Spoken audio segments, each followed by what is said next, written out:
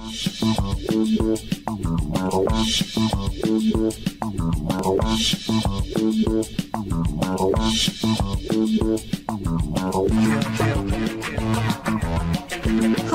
welcome to Inside the Moms Club, where being a mom is the coolest place to be.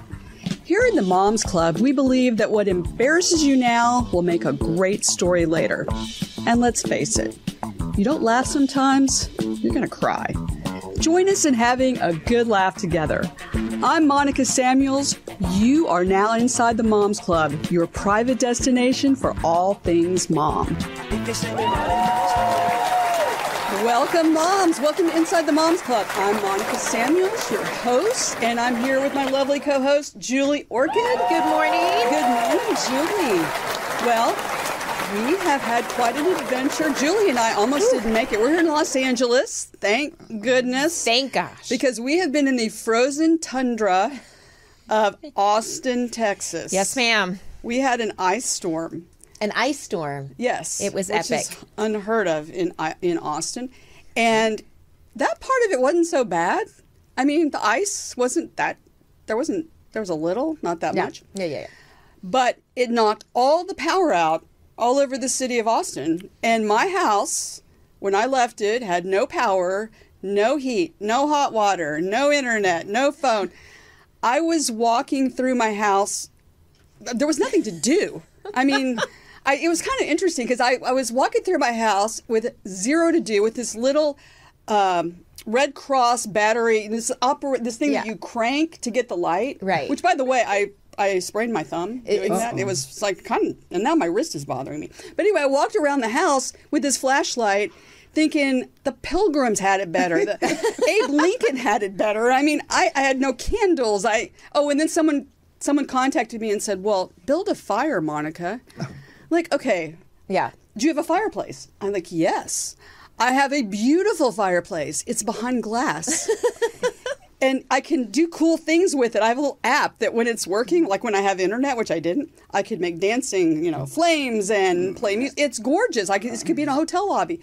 But it puts out no heat, and it's pretty much worthless, so I couldn't build a fire. It's like insult to injury. They're like, what to do when the power goes out and you have no power when they say it on the news. Exactly. But I do know what to get you for Christmas. This whole walking around cranking flashlight thing, we can just get you one that has batteries. Oh, well, don't worry, honey. Okay. Here's what I did. I went outside where I could get a little internet, and I got on Amazon, and I ordered every flashlight and camp light that they make. Yeah. I even took suggestions. I mean, I'm ready for the next one. Well, you said, you learn not to take things for granted. I mean, like, you love all this stuff and the luxuries of life. Right. You appreciate modern life and modern conveniences. Now, in the course of all of that, there was a lot of crashing sounds everywhere, which is why we had no power, because trees were hitting power lines and things. And my husband and I have an acre lot. Yeah. And there were trees crashing. Like, we lost 2 big oak trees in our backyard that we love, and that was tragic. But we also had trees crashing from the neighbor's lot where they're building a house, and the guy behind me, his house. And let's just say that trees are no respecter of property rights. And so I now have giant trees, one which has broken my fence. Now, let me tell you a little bit of backstory on that, too. I have a builder building this huge house next to me. Right. And he always tells me, like, he did something with his retaining wall. Water was crashing through, ruining my landscaping. It bent my fence. So you guys are friends. I was a little mad. So I went and told him. And hey, by the way, I'm an attorney. I don't know if I mentioned that, which I don't mention it often because most times people don't like to have an attorney living near them. Even like next door is the worst for them. But I told him nicely, and finally he was not being very helpful, and he told me that he just didn't know that I was not a good neighbor. Excuse me. First of all, he's not my neighbor. He's a builder building a spec house. But anyway, so we were already dealing with that. Now I have a tree of his. Yeah. In my I can yard. kind of see how this is going to go, maybe. And then I've got another guy behind me, and we had a little dispute when we first moved in because my son did not respect property rights either. And so he and his friends went on that guy's property, and this guy lives in a little cabin in the in the trees. He likes to be alone. But these kids went up and knocked on his cabin door, and that did not go over well. So then next thing we know, we had a huge no trespassing sign that he posted on a tree that faced our yard. Yeah. Oh. So I had to call him nicely and like, okay, let's settle this. So you're moving is what you're saying. Yes, I am. So my house is for sale. Look for it. No, I'm sorry. Well, it may be. But that's the kind of thing that happens. Mm-hmm. I mean, it's bad enough you have this storm, but now we have other issues. Right. And you want to deal with them nicely. And I already have a history with these people. Now, you had a tree crash into your... I did. Massive. It's still hanging on the power line. Look what you did. What did you tell me you did? She offered... Well, we're going to split it, I think. I mean, my neighbor offered, and I said, this is an act of God. This is not something that, so we're just, I mean, it happens. It happens. So we're going to split it. And, And you were a nice example... to everyone out there, you and your neighbor, because my first inclination was, well, that wasn't your tree that hit, well, what? But see, you're being so nice. Well, you're an attorney. You're being nice. So I love it. But so I'm just saying, this storm, we're lucky we're here. We're blessed we're here. We're going to get light. We're going to appreciate it more. Right. Heat and light when we get back home, hopefully, and wherever that home may be, because like I said, I may have to move. But because of all that, we realize another issue that's after the fact, and that is that we may have some legal matters with neighbors that we want to resolve, and we want to know how to resolve them nicely and peacefully. And so we are so lucky today to have as our guest a woman she is the first lawyer in the state of Louisiana to launch her own television court show. It's called Cajun Court TV, and she has a court show that's cooked up Cajun style, and I've watched it, and it absolutely is. It is so much fun. She has a resume as an attorney that, let me just say, is so lengthy and impressive that I would love to cut and paste it and stick it in my own bio. Right. Except I know for a fact that if I did that, that's illegal, so I won't do that because I don't want to have any trouble with Justice Jacque. Incredibly impressive. And so I will introduce her now, the Honorable Justice Jacqueline Scott, known on Cajun Court as Justice Jacque. Welcome to the Moms Club. Thank you so much. I'm so excited to be here. Well, thank you so much for being here. I've been watching your shows on YouTube, and they are awesome. I love your style. I love your approach to handling these cases because, as an attorney, I sit back and I watch it, as an attorney, it's like, well, technically that was hearsay and technically that person shouldn't be. But that's not how your court operates. It's a reality show. Exactly. Yeah. So let's start at the beginning. How did you produced this yourself? You came up with this yourself. Share with the moms out there, how did this get started? How did Cajun Court, how was it born? Well, at the time it came into existence, my mother had lupus and had been sick for some time. I graduated from law school, was practicing law. So every time I went to her house, I would see Judge Wapner. And whether or not it doesn't matter. I would go to court, and about 11:30, I'd go there, and Judge Wapner is on. And I would listen. It was a reality show, so I sat there, and every day, she could be on the floor, wherever she was, Judge Wapner was on. And so I started thinking, this is Shreveport, Louisiana, and Judge Wapner gave moral advice on his show.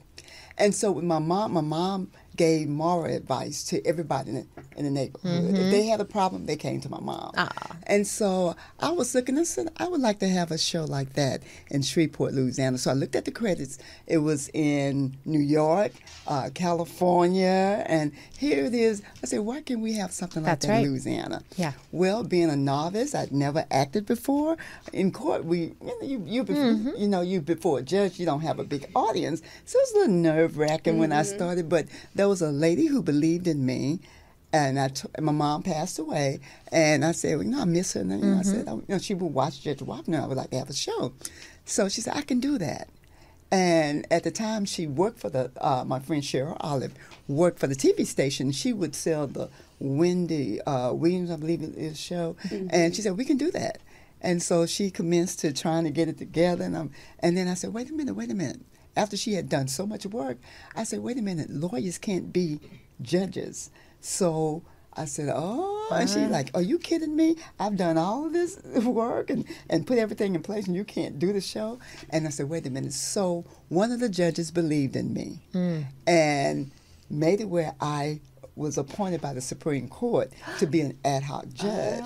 And so it was, to this day, I'm blessed, unbelievable. Yeah. So I sought out to, I watched Judge Judy, and the thing, I love Judge Judy shows, but you're stupid. She gets you. And She has a different approach. But I wanted to give more of the moral lessons. I wanted to be instrumental and say, hey, this is not the way life is.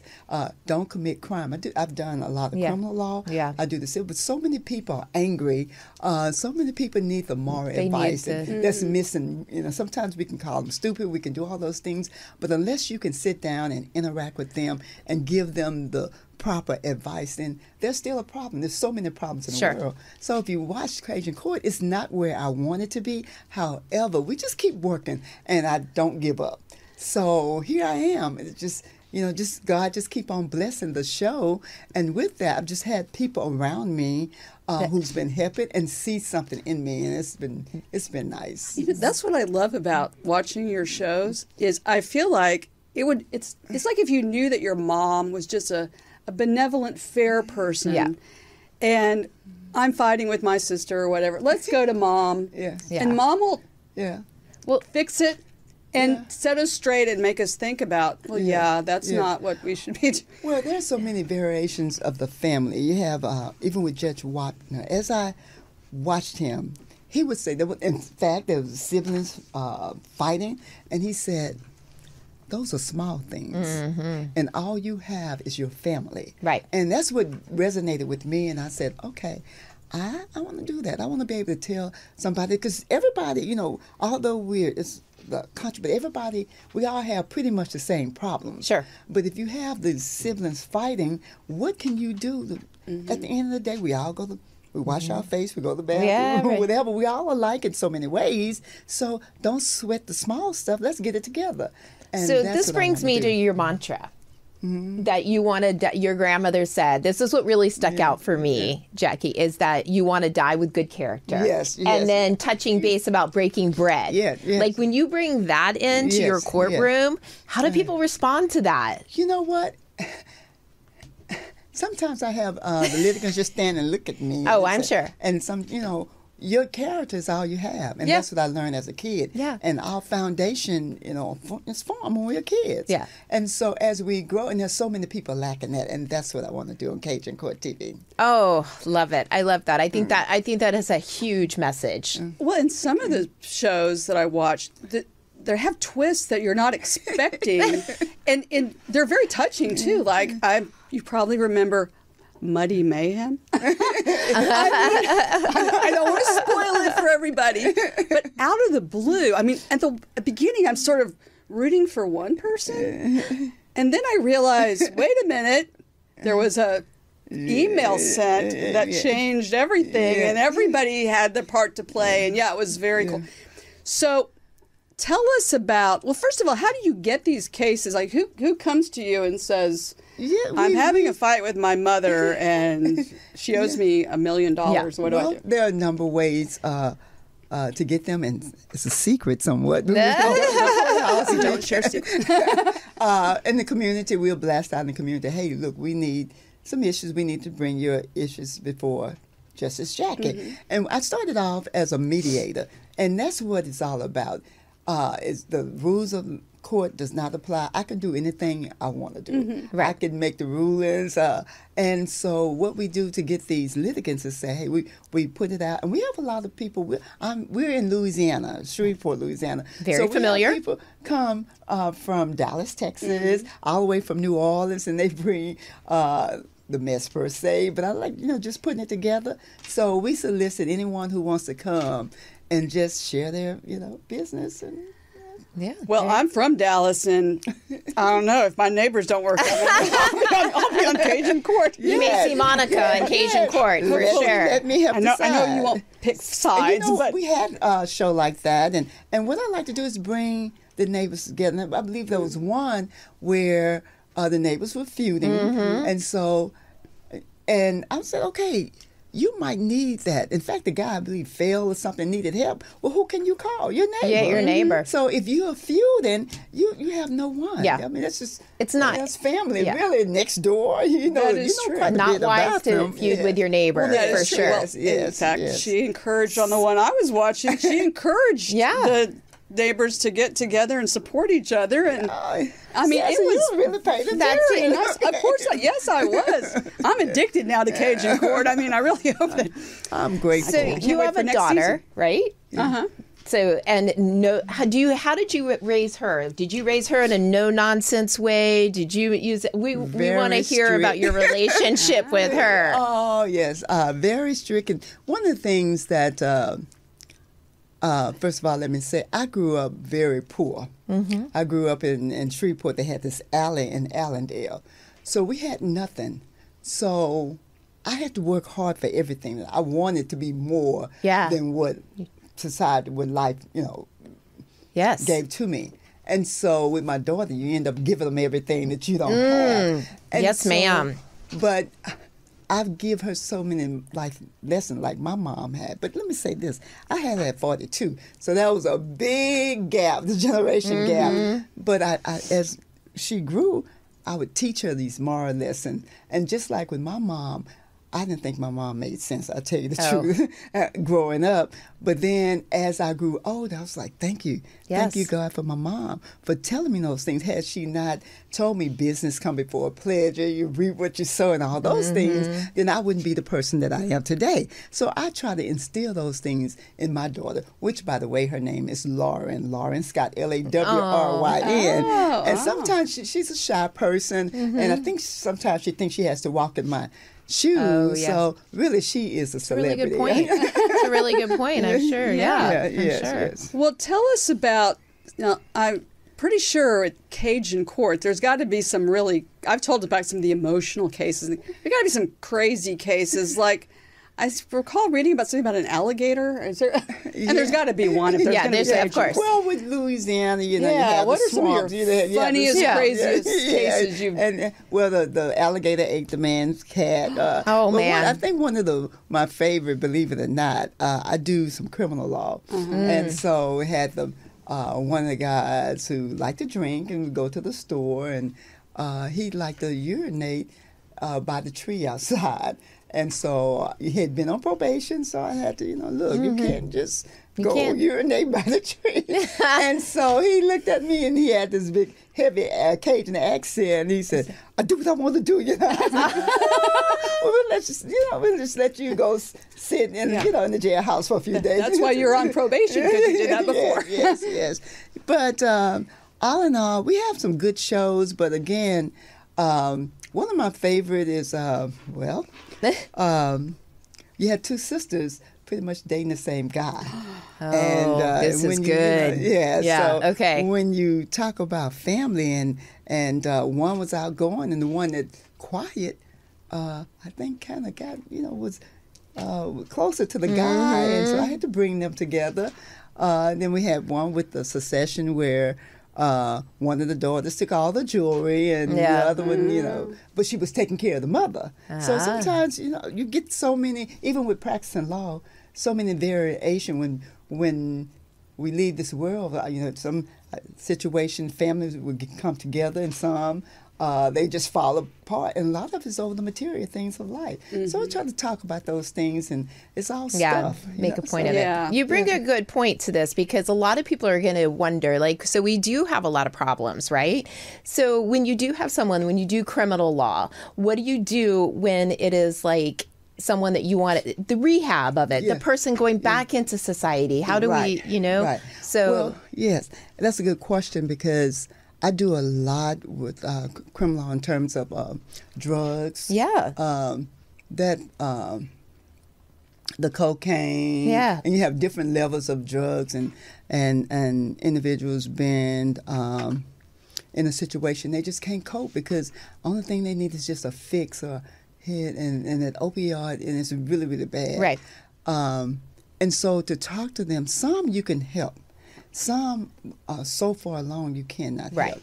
But quite often I find that many of these people are lonely. Yes. And they really, they're lacking. Either something happened to them, in their childhood. They just couldn't cope. And I find myself, everybody reacted problems different. Where I'm strong, someone else may be weak. So you have to look at that individual. And I've been blessed where I can almost see through them. When they come, just a few words or paragraphs, I know. Either mama did something or the daddy did something or the sibling did. And that person never could get over it. So I end up we're counselors anyway. Yeah. So it's just having the intuition just to really kind of listen to the individual and see what the core problem is. Okay. Now, you just mentioned where some people are strong, other people are weak. And I've left the impression on these shows that all attorneys are horrible cooks, because I am. But that's not true, because Justice Jackie's an amazing cook. And that's one of the things that you feature, too. And I understand you make gumbo and share it with... Yes. I mean, that's another reason why I might just have a dispute with my neighbor, so I can be on case for that reason. It goes back to my mom. My mom worked in a private home, and she cooked. And so sometimes I would go with her, help serve the parties and all. And so it's therapy for me. So when I take the gumbo, there's so many variations of gumbo. You can have chicken sausage gumbo, you can have shrimp gumbo, you can have okra gumbo, you can just have any kind of gumbo. You know who you sound like right now, right? You mix everything together, take some, and that's the beauty of gumbo in Louisiana.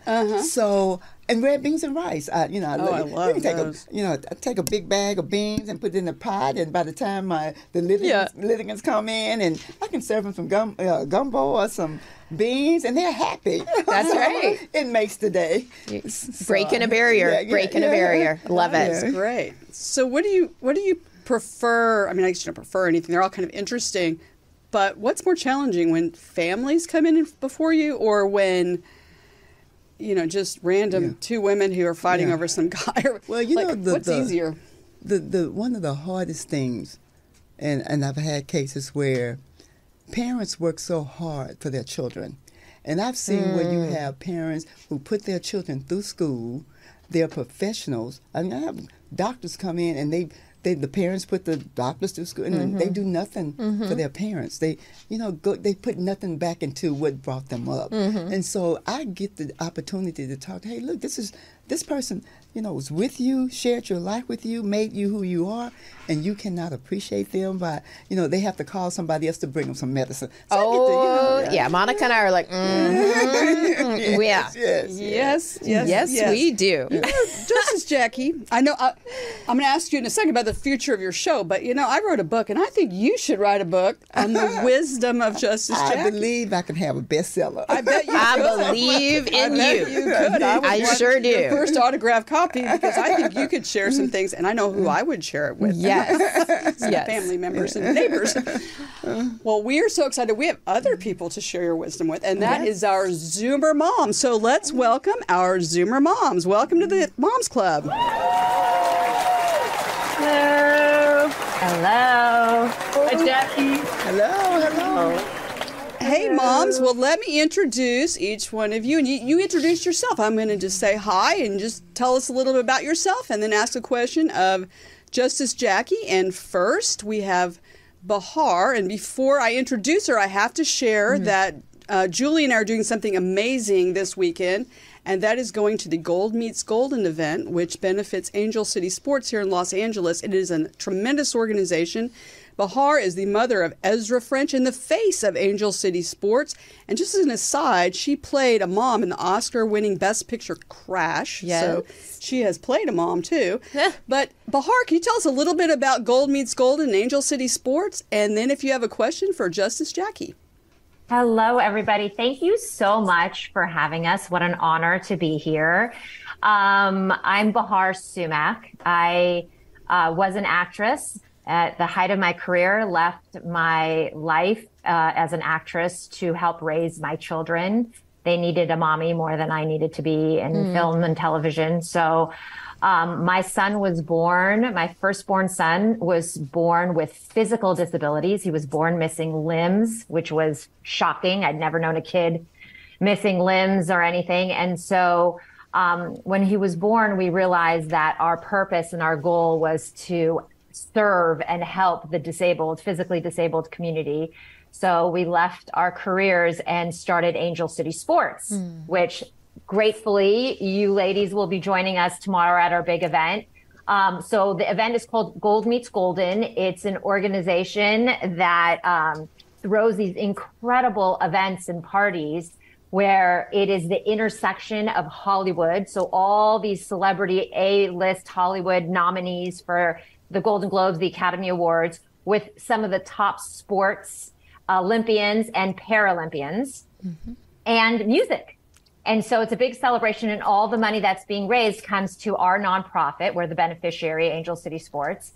And basically what our nonprofit does is we create sports opportunities for people with physical disabilities. So when someone has a car accident, diabetes, cancer, loses a limb, or is in a wheelchair, paralyzed in a wheelchair, they're told they have no opportunities to be active. And we know in the power of sports and transforming people's lives. So these are the opportunities we provide.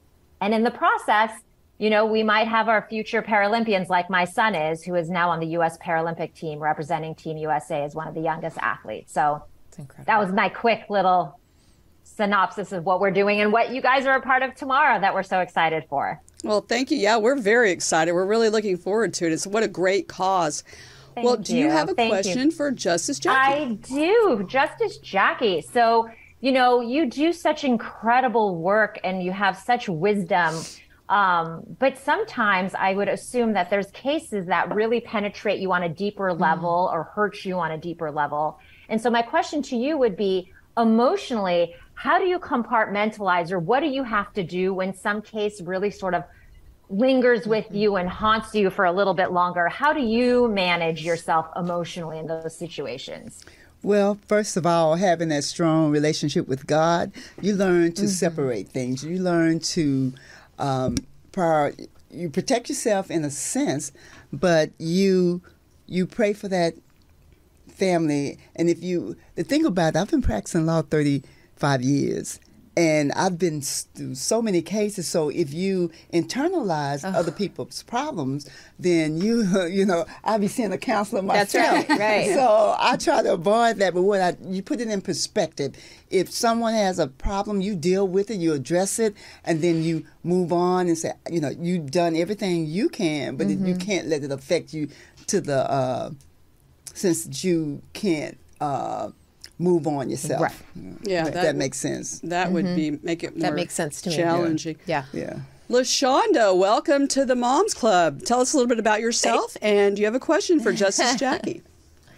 Yes, hello. I'm LaShonda Kelly from Shreveport, Louisiana. I am a physical therapy technician here in Shreveport. Oh. I have you touched on it earlier, but I was going to ask you about maybe one of the funnier cases that you had on your show. One of the funniest cases? Where you got the giggles and you were like, just give me a minute. Yes, I had to think back. Well, I had this one litigant to come in, and he comes in with this Daniel Boone hat on. With the fox I knew you were going to. And I had to say, where do you think you're going?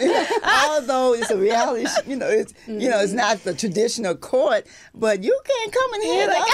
This is Justice Jacque. So that's one I had to pull sometimes I'll put my crown on my head. And, Queen of the court. This is Justice Jacque. Pull that hat out. But anyway, it was a dog fight. And this particular guy had purchased a canine, and it was supposed to have been, I believe, some type of pit bull, but a chihuahua or something, but it was a chihuahua and pit bull. That's a combination. So it was a breeder. So the guy was breeding this time, so it wasn't what the guy bargained for. So he came in, and one of the twists to that one, actually somebody was a drug dealer, So, God. So that was probably my funny one. It was silly, but I had to deal with it. Oh my God, I love it. No nonsense. That is hilarious. Yes. Leslie, welcome to the Moms Club. Tell us a little bit about yourself, and do you have a question for Justice Jacque? I do have a question. So I'm a mom from LA, and I'm a fan of the show. I'm wondering if you have any plans to make it in any other state, not just Louisiana. Well, that's a good question. Yes. Very good question. One day I would like to be syndicated. We've worked very hard. We have a long ways to go, but with God and people like you all, just having the opportunity to be in front of individuals who can see something in the show, see something in Justice Jacque. We want to make a difference. Yeah. So yes, I'm looking forward to going state by state by state. That would be great. Yeah. Yes. Dakota, welcome to the Moms Club. Tell us a little bit about yourself, and do you have a question? Hello, how are y'all? I'm from Bossier City, Louisiana. I'm also a part of Cajun Court TV, and I don't have any questions for today, but I just wanted to say how grateful I am to be a part of Cajun Court with Justice Jacque, and I'm grateful to be here today. Thank you, Dakota. Thank you for joining us. You're part of an awesome show, I have to say. Jennifer, welcome, and tell us a little bit about yourself. And do you have a question? I do. Actually, so much of what happens on Cajun Court feels very near and dear to my heart because as a designer who helps people with their homes, there's always there's a lot of dispute resolution. Sometimes I feel like I'm a psychiatrist or helping the family counselor. But my favorite part of the show is how she holds people accountable. And also as a parent, you're constantly having to hold your children accountable. And, there's a version of the truth they're often trying to sell or a version of their, value in or, their position that they hold steady to. And one of the things I love about the way Judge Judy runs her court is she really brings the truth to the surface and she helps other people see their, the other person's perspective and gives value to their side of the argument. And so, Judge Judy, what's your tact? How do you do that? You kind of pull it out of people faster than I would have imagined. And it's, go ahead. So, could you repeat the last sentence? I had her hard to hear. How do you help people kind of be accountable? Like you hold people accountable and you get them to sort of speak the truth, not just their version of the truth, but for instance, when I was watching one of your shows and there was a kid who was told his mom, I'm going to class, and turns out he really wasn't going to class as much as he said he was. But you got him to admit the full truth really like quickly. how do you pull it out of this kid? Tell us, Yeah. Well, it's called personality. And so It's what at 65, you've been through quite a bit on this earth. So again, if you, it's the way your presentation with individuals from kids on up to adults as to how you make them feel by the words you say and relaxing them. Sometimes it's difficult, but just you just have to keep on until you know that there's something they need to hear that's going to make them interact with you. If that's the answer to your question, if I understand it right, that sometimes it's difficult, but you keep on and talking to these individuals, let them know that you can help if they would give you the opportunity. because sometimes I was watching some episodes and you feel like, I know he's playing her. He thinks that, I'm so sorry. I feel so bad. But do you really feel bad? But you kind of get him a place where they finally admit, like I won't name any episodes because you need to watch every one of them. But there was one where the dad, I think he finally came around to. Yes. That's a drug problem. Yes, I remember. That he did a really bad thing and he needed to fix it. Yeah. And at first he was crying and whatever, and I'm like, I don't know. He's still not fixing it. I like your approach. You said, I make these people feel comfortable. Where for me, as a mom, not, a judge, I would probably be like, this is not my first rodeo. Like, I know, what I mean? So relaxing, making them feel comfortable, and to tell the truth. That is true. And to make Jennifer's them understand there are moral issues to everything we do. Yeah. Yes, and ma'am. even with the situation with the guy, I remember what happened was he charged on the child's credit card. Her credit was bad. He had a drug problem. Yeah. And so in the end, I brought them together. She didn't want to hug him at the end. Yeah, she was still a little mad because he messed her credit up. And she knew what was going on at home. He wasn't, according to her, he wasn't being as nice about it at home as he was there in front of Justice Jacque. Well, all the time we put on a facade in front of, sometimes we interject outside of the family than we do at home. But I really try to bring people together on the show. And then with children, it's a little bit difficult because they're developing. Sure. Yeah. And so it's sometimes it's hard. You don't know what's going on in the home, and so you can't really pinpoint. Sometimes they'll talk to you and sometimes they won't. Right. But sometimes I try to avoid a lot of children. Well, but in Muddy Mayhem, the kid was Monica's the one really who was stuck on this Muddy Mayhem. I'm going to watch it. I'm going to watch it again. I'm going to keep watching it. Well, I can't even believe this has been awesome and it's been amazing. I love your show. Everybody go on YouTube and find episodes of Cajun Court. And where else can they find it? Oh, well, they can Facebook. They can find YouTube is best now. You all help me get syndicated. It'll be all over. That's right. And so, I appreciate some of the judges, but I really think I have a better show. And of course, I was going to say that, but there's so many opportunities. What I do is different than most shows. You will see it coming up in our new episodes. It's going to be exciting. You are very no nonsense, very zen, very peaceful, and I believe that this is going to be a big thing. I'm thinking there's going to be syndication here, and I think someday there's going to be a little girl sitting there watching it all the time on her iPad saying, I want to be just as Jacque. That's who I want. I want to go to law school, and that's what I want to do. Well, thank you so much for joining us today. Well, you mentioned that I cook, and I brought something for you. These are pralines that I made. My gosh. And what you can do, in fact, there's a QR code. You can wow. Well, click on that. Thank you. Thank you. You made these. I made them. Thank you in my kitchen, and I was. These pralines are going right down in the belly as soon as I can have it. Died and gone to heaven. That's right, people. This is amazing. Take me with you. I think it's going to be the other way around.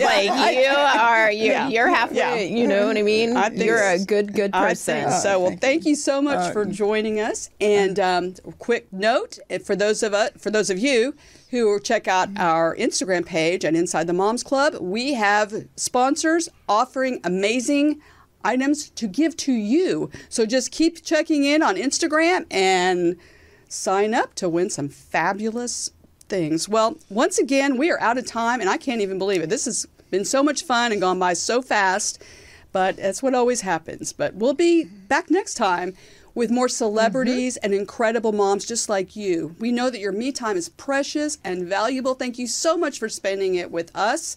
Remember the Moms Club motto, which Julie and I had to really keep telling ourselves deep on this one last week. If you don't laugh sometimes, you're gonna cry. So keep laughing out there, moms. We'll see you next time inside the Moms Club.